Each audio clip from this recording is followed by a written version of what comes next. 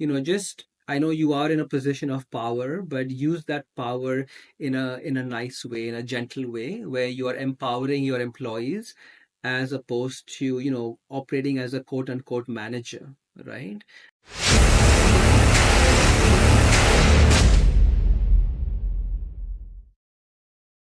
Welcome back to another episode of Newcomers on Fire. I'm very excited today because today I have a person that I admire a lot. His name is Yauhan, and he is actually, from my perspective, a celebrity. So I'm kind of like super happy to be with you, Yauhan, today.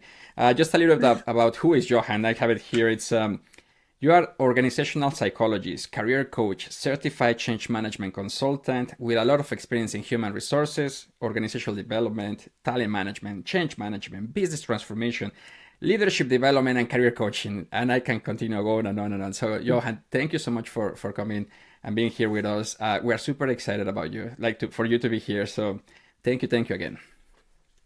Thank you, Miguel. Thank you so much for the opportunity. When I received your note for me to join as a guest on your podcast, I was super excited because I've listened to previous episodes from, some really good friends of mine as well. And you're doing an amazing job with, the work you're doing as well as this podcast. So it's actually my pleasure, my honor to be here with you today. Oh, thank you, Johan. You're so kind, so kind. I love it. So let's start with a small icebreaker. I love this question because it shares, it says a lot about what's happening with Canada. So if Canada were a person, how would you describe your relationship with this person? Wow. Okay. If Canada was a person, I think, the words that initially come right to mind are welcoming, Mhm. humble, approachable, and my relationship with, this beautiful country that we have has been simply wonderful, simply amazing. It's been 24 years since I moved over here back in 2000. And everybody has, ups and downs in life, which I've had as well. But I feel so honored and so privileged to call Canada home now after all of these years. And it's been a beautiful journey and a beautiful relationship with the country. Oh, I love that. That's a beautiful answer, Johan, because for me, I think we started rocky, like a very jumpy and Mm. rocky road at the beginning, sleeping in different rooms. But now I agree with you. It's a beautiful relationship. We're married, we're happy, living the Canadian dream. So I'm happy that we're on the same page. Happily married. Exactly. So tell us more about who is Johan, your origin story. Like you just mentioned that you have been here in Canada for 24 years. Like tell us more about that, like your beginning, any challenges. Yeah, absolutely. I don't like to speak a lot about myself, but I'll keep it short and sweet. So yes, I moved to Canada 24 years ago as a teenager. I moved here actually from Dubai in the Middle East, and I moved here predominantly for schooling because at that time, back in 2000, there wasn't much in terms of higher education. So I moved here with my parents to complete my high school, went on to pursue my psychology degree from the University of Toronto, and then on to my master's after that in industrial organizational psychology. I was very fortunate after that to be picked as one of the few consultants within my program to go on to work for a consulting firm, a small boutique consulting firm, which was my first job in the US right after graduation. And then I moved on after that, very, very unexpectedly to work for Accenture, which is a Amazing. big, huge global consulting firm. Exactly. And since then, yeah. And since then, it's just been, working for these big name consulting corporate companies, which I truly feel blessed and honored to be part of my journey. And now, in this phase of my life, it's a combination of working currently with Deloitte, but also giving back to the community in the form of mentorship, coaching, doing a lot of volunteer work with different government agencies in Canada. And yeah, and sharing my, whatever little knowledge and wisdom I've gained over the years, sharing it on platforms such as this one with you, Mikhail. Oh, lovely. Thank you so much, Johan. And yes, you're very generous because I've seen you on LinkedIn. It's like, oh wow. Like people say that I'm quite active, but I see you and it's like, okay, I'm following your steps, man. It's like it's a lot. Um, Very quickly, let's imagine that 24 years ago there was Twitter, and that you can send a tweet. You could be able to send a tweet to your younger self. What would you say to your that younger self, just taking the plane and landing here in Canada for the first time? What would be your advice to your younger self?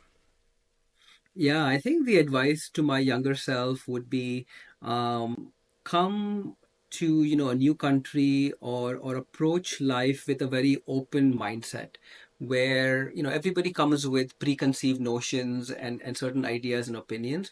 But I think the more open-minded you are, the more receptive you are to meeting new people, experiencing new cultures. I think it just enhances your development as a human being. Right. So I would say, yeah, come with an open mindset and just accept and receive whatever is being presented to you. Back in the day, do you have any fears or anything that any doubts when you arrived, especially when as a teenager? Like I'm kind of like imagining that you just left your friends, your family, and then you come to this new country, and it's like, do you have anything like that that I guess is show up like in your early years? Yeah, I remember when we moved here in 2000 and I was a teenager back then, there was certainly a lot of fears, doubts, uncertainties around, where have we come? Have we made the Mm, right decision? Everything seemed very foreign over here, all the way from, the culture, the people, the way people dress, the way people talk, the accent, the lingo. right. So it took a good couple of years for me to completely, settle in, integrate into the country. And I would recommend, people who have just moved here recently, who are planning to move here recently, taking the time to be, acceptive and kind to yourself. And things don't change overnight. It will take some time for you to start accepting the country, the people, the way things are done over here. And the more acceptive you are, the more open you are, the easier the transition becomes. I love that because it's amazing. People will say, you came here as a teenager, it will be easier to adapt, but it's actually not the case. It's sometimes even harder because yeah, you're starting again from scratch, and you're not only defining your new self in a country, you're defining your new self as a man, as a person. So, but at the same Hmm. time, your fears and struggles that you were describing were exactly the same ones I had, and I came here in my late 20s. Um, Right. and I was also like questioning a lot. Did I make the right decision? Was this the right thing? I was an executive back home, and now I'm here like Mm. in survival jobs. I think I make a huge mistake, and all of Mm. this constant chatter in my mind was like also impacting my mental health. And that's another topic that I would like to discuss with you just in a moment, because it's so important what you just mentioned, to be kind to yourself. As an accomplished executive, very high achiever, um, I was always like, Miguel, you can do it better. Oh, Miguel, you just make another mistake. Oh, this was so stupid. You should do better. Like, and putting a lot of pressure, and that, of course, created a lot of I guess these feelings of I'm not doing good enough, my confidence was dropping, crashed, my identity, everything was just like collapsing. At the same time, I was just trying to start my new life in Canada. Yeah, So, I love that you bring that up, Miguel, because a lot of times people feel that they are the only ones in that right. position, right? And then they come onto social media, they come onto platforms like Instagram and LinkedIn, and Yes. they look and they see that everybody's life is like a bed of roses, So right? successful. Everybody is, Yeah. yeah, so successful. How does this guy figured out everything in such a young age? He's got a beautiful career, beautiful family, everything is perfect. Why am I struggling? Why is my mental health suffering? But nobody knows what's going on behind closed doors, right? Exactly. Until recently, I was in a very bad mental health state as well. And this is even after being in the country for so many years, being successful with my career. It's something that, the best of us can suffer from. So I really admire you for, being vulnerable and sharing that about yourself, because a lot of newcomers struggle with that, but they feel they're alone, Yes. and they feel that they have to figure this out all by themselves. But if they reach out to people like you and I, who've now been through the journey, and it will make things a lot easier. So thank you for bringing that up and also normalizing that. I think that's exactly what I was thinking about this. It's normal, and Mhm. as a person with my cultural background, my cultural heritage, it's you should not talk about those things in public. That's embarrassing. That's Mhm. being vulnerable is showing weakness. All of these, Weakness. way of like being raised, and now here in Canada, actually, like in a ways contradicting what I was raised with. Like in a ways, like being vulnerable is not my weakness; it's my superpower, and communicating and sharing where I need help is also like super important. That's the way to advance in my career, and Yes. so much. So probably let's jump into that because so important. Like mental health, I guess, is a number one priority, a number one step for all newcomers just to get in the right track. Because I've seen a lot of like statistics about how, especially, well, one step back, moving to a new country is super hard. It should not be as hard as it is, but it's hard because it's just a start from scratch. You're starting building something new, and you don't have a support network. So of course that creates just more tension. Mhm. There is a lot Mhm. of Mhm. divorce because a lot of Mhm. conflict. There is a lot of financial issues as well because you are working in survival jobs, cannot barely making ends meet. So with all of that, I noticed that you are a big advocate of mental health. You recently finished a program, 6-week program, intensive program about that, and you were so happy. You were saying like, I have master's degrees and I have everything, but this program was the best one above all. So tell us more about Yeah. that passion and why mental health is important. Yeah, yeah.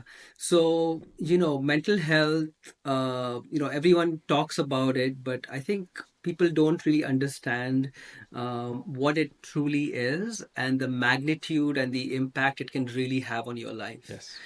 either in a positive way or a negative way, depending on, your current situation. So, I have only recently become, more and more of an advocate of mental health because I personally went through the journey and I went through the suffering and I went through, some really, really low points in my life where I didn't feel like even getting out of bed. And this is very recently, just, 2 months ago, if you spoke to me, I would not be in a capacity to be, in front of camera talking to you. Wow. But now that, I was able to find this program and I went through it along with support from family, friends, it really helped me to overcome that hurdle. I wouldn't say I'm completely over it yet. Mental health is such a thing that you constantly have to invest in it because suddenly there is a situation or a trigger that really hampers it. But you bring up an excellent point. When you come here as a newcomer, mental health becomes a huge struggle for a lot of people because, overall, your relationships, your finances, your career, your status, everything gets impacted.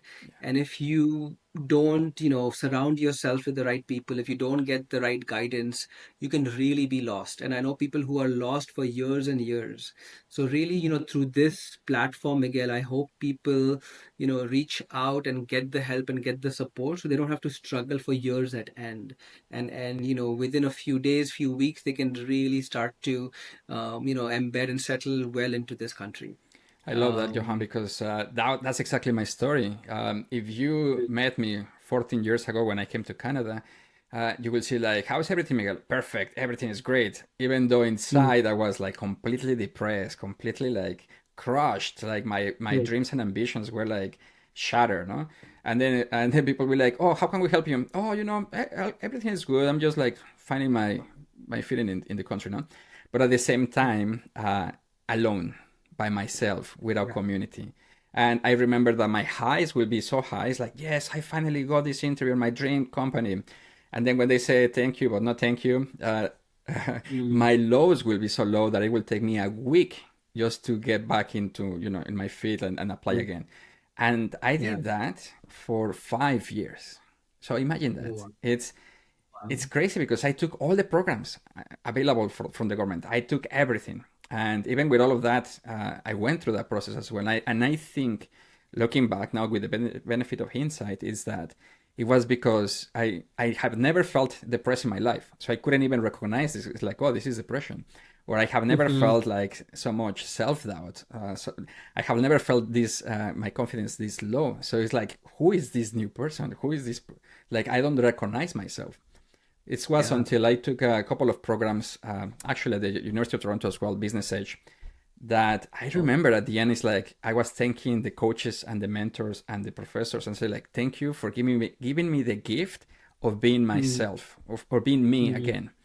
And I was like, that journey of like, losing myself and now getting back to like, okay, now I get it. I totally get it. It's amazing. Now that was 2016, all of that journey, no? Guess what? right. 2021, I burned out.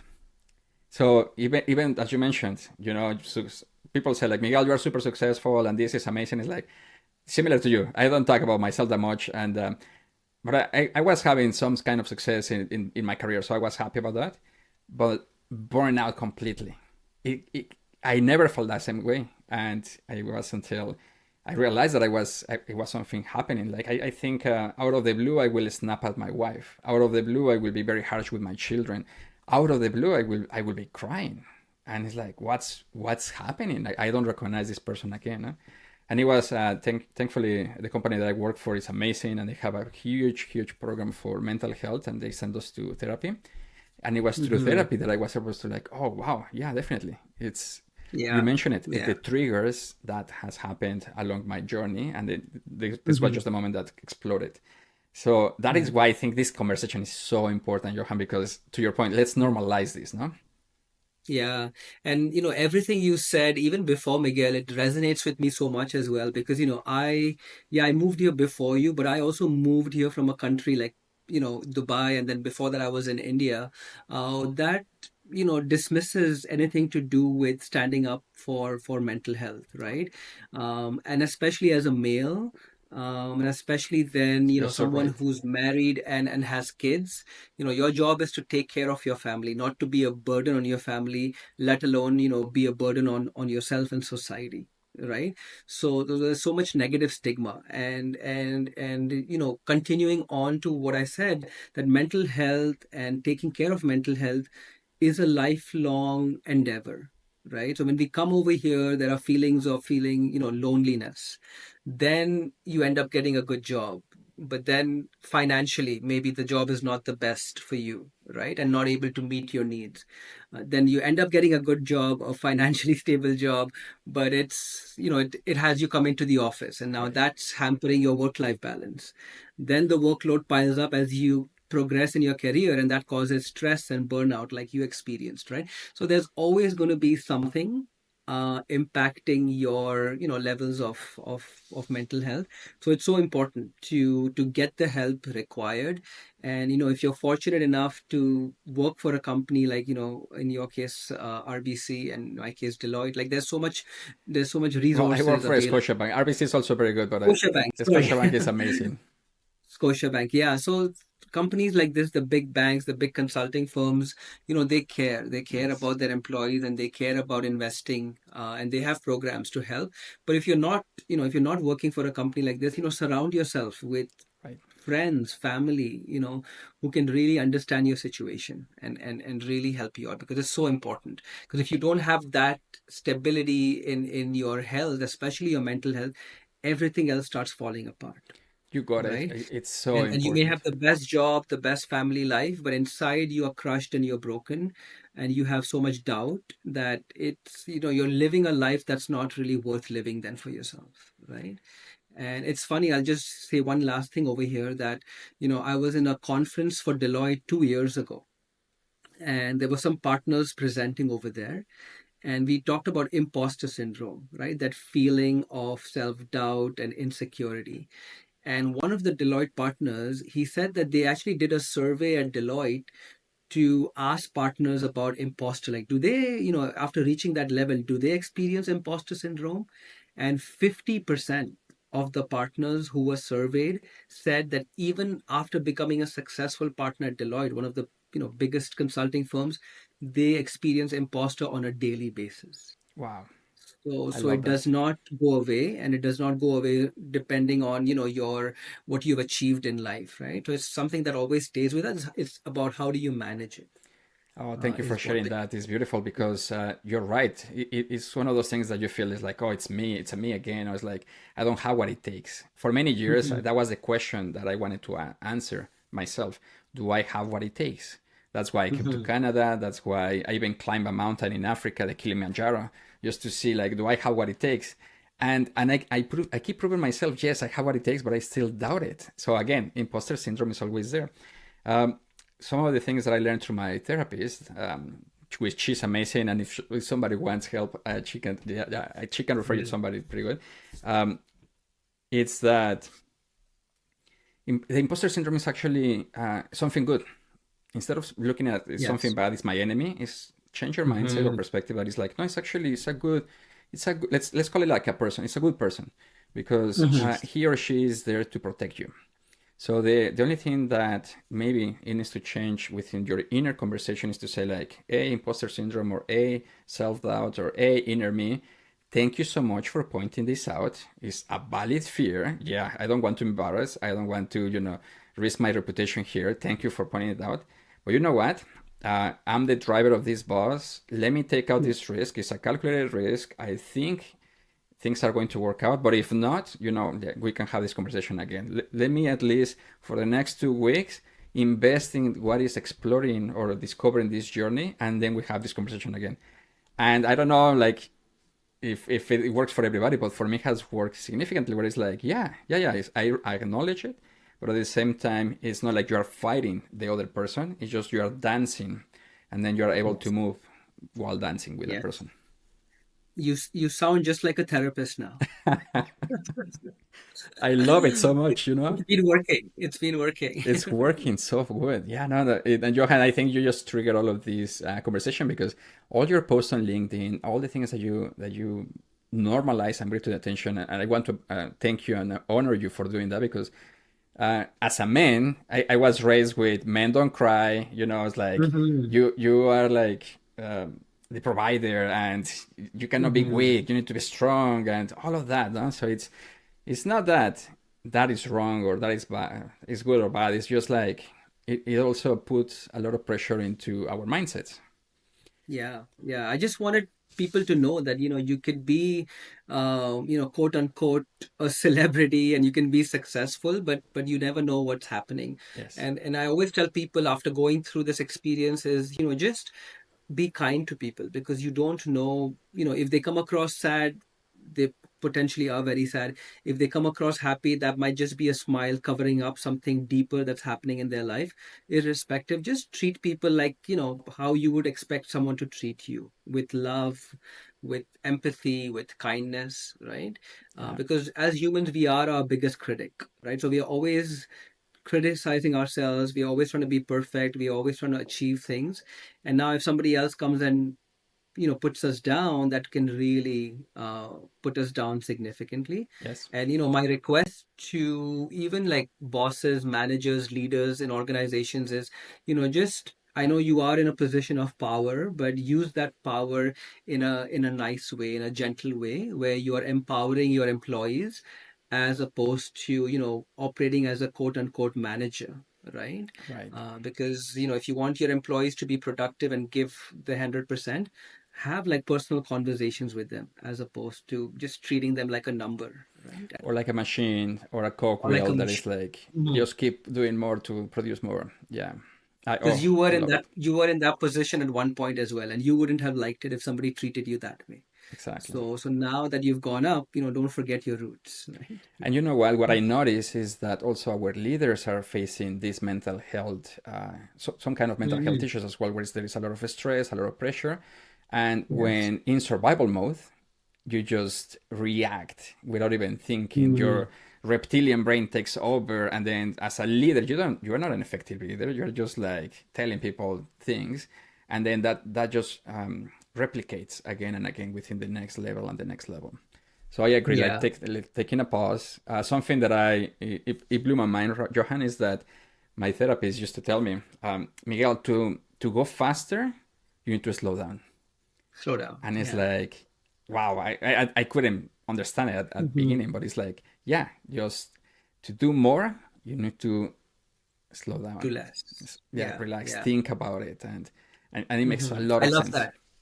I love that as well because, especially in Canada, we live such a fast-paced life.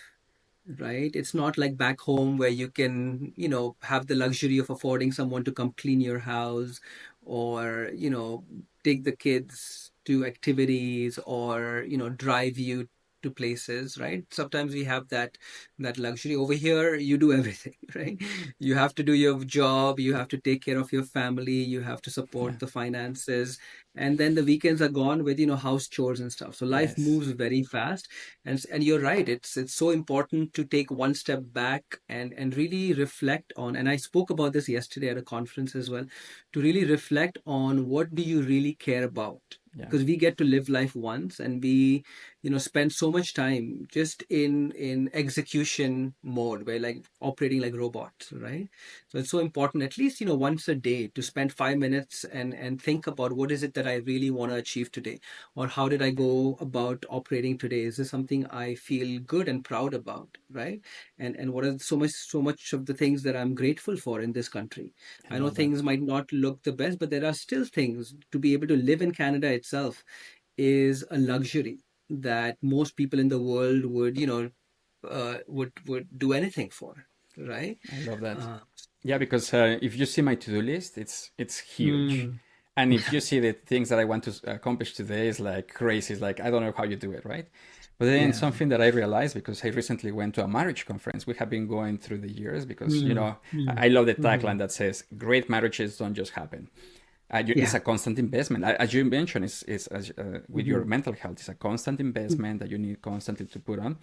And mhm, through this conference that I went with my wife, they made me realize that I have been so constantly focused on the things that we need to do that when was the last time we have a date? When was the last time we have a conversation as a person, as a couple? When was the last time that we were together? And as a newcomer, especially when you are in this objective of finding a job, or especially that you are like, it's like things are going to be better once I'm able to accomplish this. Guess mhm. what? If you start neglecting the people that are around you, it's going to impact you like no matter what. That is why it's Yeah. like even though that's super important and finding a job and paying the bills is super important, but guess what? Family is even more important and having spending Mm. time doing hobbies together, going to the park, and spending, yeah, to your point, like quality time with them is huge. So thank you for that, Yeah. Johan. Yeah. Yeah. And when I speak about careers and gaining, clarity in your career before you start even applying and searching for jobs, I talk a lot about values, Yes. right? And what you touched upon is just that, right? A lot of people, they, aimlessly just want to work for a big company or want to make good money, but after a few years realize that that's not really aligned with their values. What they truly value is maybe recognition, or what they truly value is family time as opposed to money and status and all of that, right? Thank And you. I had that realization myself as well, where as a young person I was working lots of crazy hours, traveling as part of my consulting, which was all good at the time. But then after marriage, after having kids, no amount of money would make me go back to that lifestyle. And where now I've purposefully chosen, a role that gives me the flexibility to work from home, to engage in my passions outside of work as well. And so it's so important to recognize, what are your values? What are the things that you truly and deeply care about? And then building a lifestyle and building your career around that, as opposed to the other way around. Oh, Johan, exactly. I think we're on the same page because at the Always on the same, same page. yeah, because I also have little boys, and Mm, right now I always wanted to be an executive. I always wanted to be the CEO, like like top one, all of that. No? yeah, But since I yeah. started having my family, what I want to be is to be a great father, is to be a present Mm, father, is to be out there and talk with my children to see what they're going through and have these conversations from like let's play about Lego or let's talk about philosophy. Doesn't matter. So of course now if you ask me, you want to be an executive? It's like I don't think so. Like maybe I mhm. don't know. But right now it's Yeah, like if it depends. yeah. Like it has to Yeah, be and it well aligned. and the values, people think that your values are your values throughout your life, but no, it actually evolves. Like Yes. initially I was more about, career and money and all of this. It took a step back. Now it's more about family. But once the kids grow up, it could easily go back to that, right? Same thing for you. Once your kids are grown up and once they start, Exactly. college, university, you may want to say that, what, Miguel, now is a time to now pursue what I've always wanted, is to lead an organization. Exactly. Okay. So it's so important to every few months, or at least, once a year, to really evaluate like the life that I'm living right now, is it true to myself, true to my values? And what matters the most in my life right now. I love that. So let's jump Yeah. into talking about your big Mm. passion. You discovered coaching and now you're so passionate and you are so good. I've seen you and it's like, oh boy, this is amazing. Let's talk about how did you discover that? How did you become a coach and now everything that you have learned over the years, and because now you help a lot of people. You have helped a lot of people and I have a lot of questions about that. But yeah, let's start with a little bit of your origin story of coaching. Yeah, so coaching, I would say just naturally comes to me. Ever since I was a child, I loved teaching. I loved, sharing, imparting knowledge. Where I formally got into it was actually in my undergraduate year at University of Toronto. I was part of the career center, and this is where I was, reviewing resumes, LinkedIn profiles, giving guidance to newcomers to the country. During my master's, again, I had the opportunity to work at a career center. So that kind of amplified, both my experience as well as my interest. Yeah. And then what really made me make the switch was actually when COVID hit back in March 2020. So this is exactly 4 years ago. And people started reaching out saying, Johan, I've lost my job. And at that time, I was not even a formal coach, but they're like, Johan, help me with figuring out what's next for me, or help me get a job in Deloitte, or help me figure out how to get into consulting.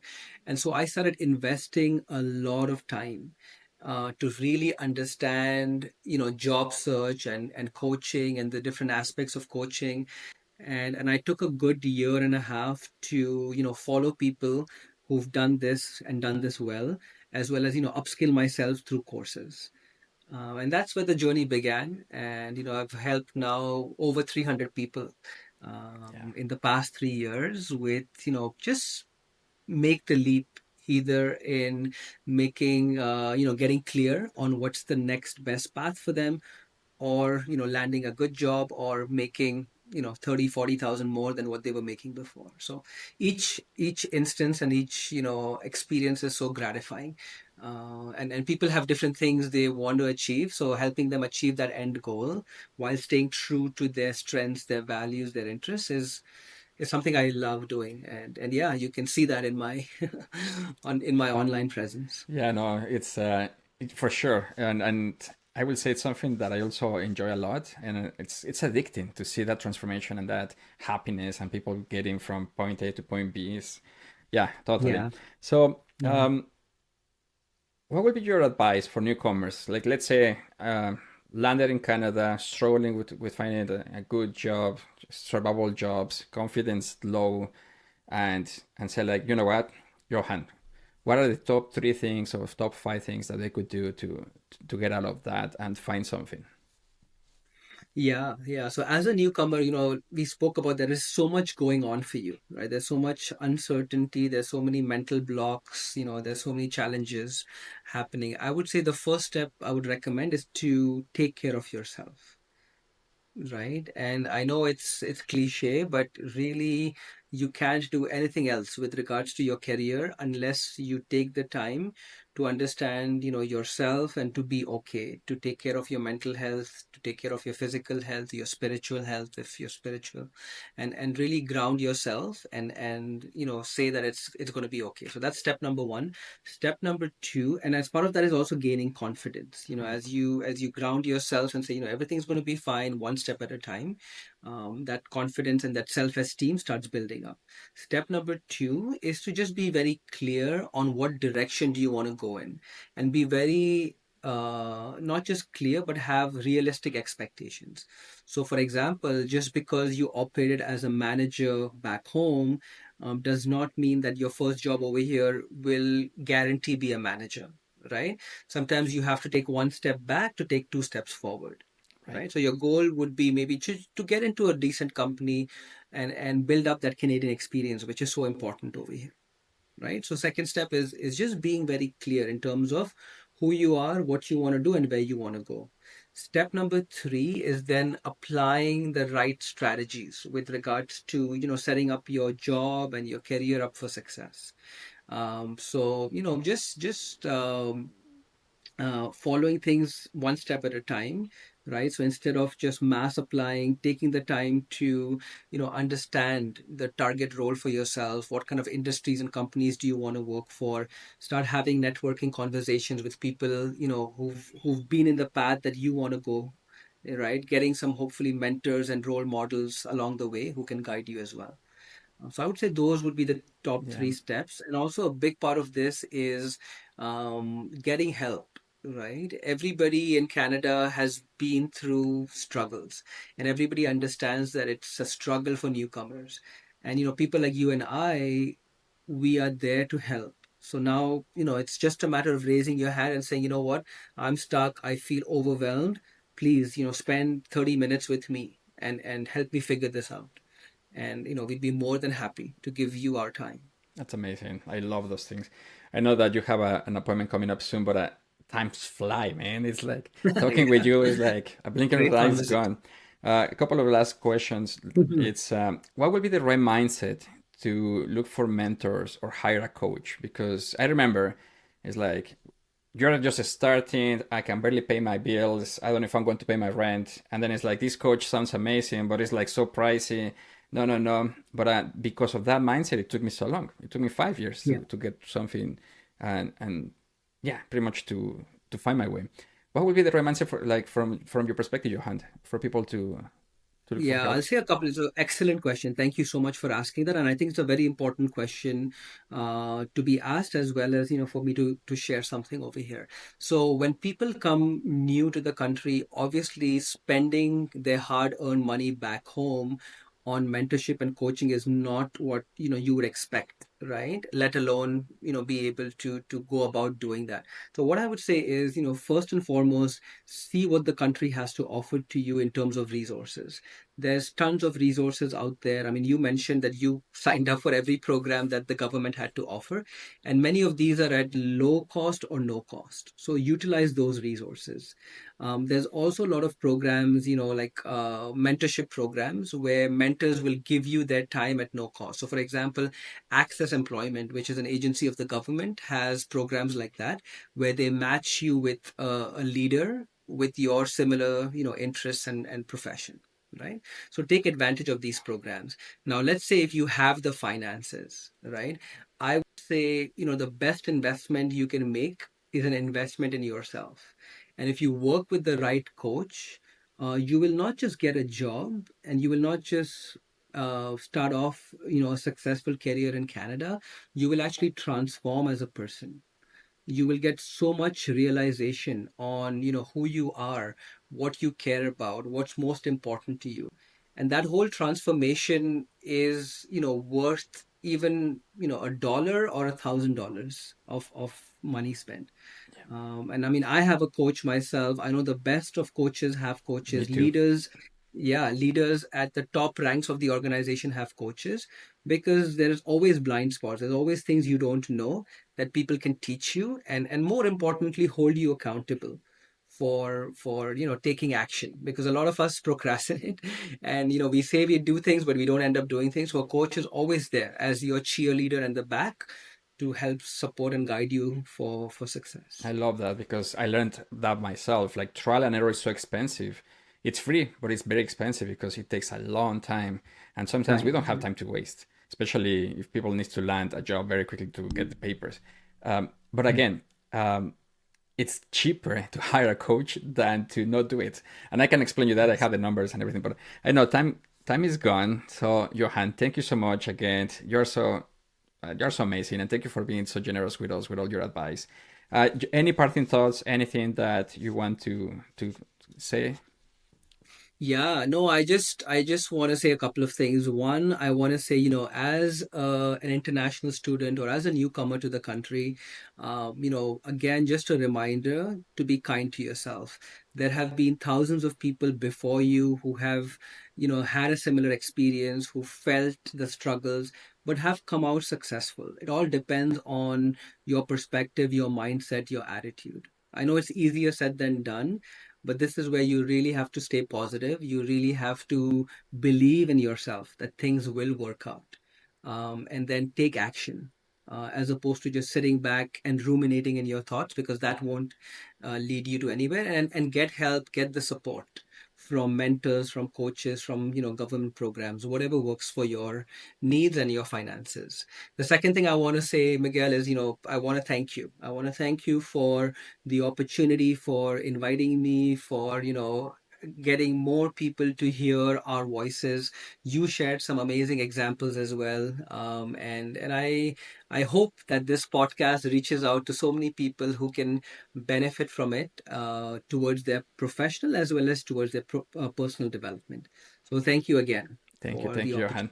Well, I wish you all the best and to your success. I will see you soon. I think we might need to do another one because we have a lot of questions to follow up.